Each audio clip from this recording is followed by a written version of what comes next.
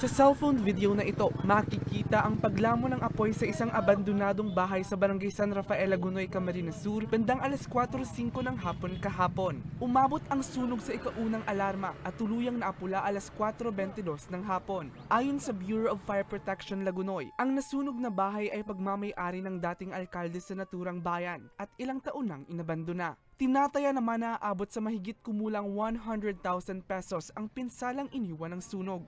Medyo matagal na pong na-abandon yung bahay, kaya medyo pag nga po, may mga, although may mga gamit pa naman po doon ng mga baro, ng mga t-shirt, mga ano po. Pero yung mostly po nang nasunog doon, yung second floor lang po ng bahay kasi ang partition po kasi noon, mga made of light materials pa po. Pero po yung walling ng bahay naman is konkreto po, kaya medyo hindi na siya lumaki pa lang lalo.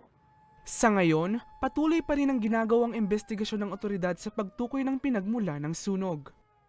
Sa ngayon po, sa base pag namin, tinitingnan din namin po talaga kung, dahil sinasabi nila matagal na daw pong walang supply ng kuryente, pero tinacheck din namin talaga kung talagang wala na siyang supply ng kuryente.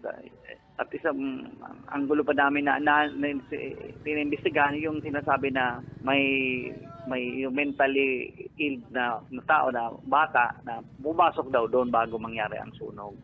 Maswerte naman na walang naiulat na nasaktan o nadamay sa naturang insidente. Para sa mga balitang Tatak, Bicol, Mel Moral.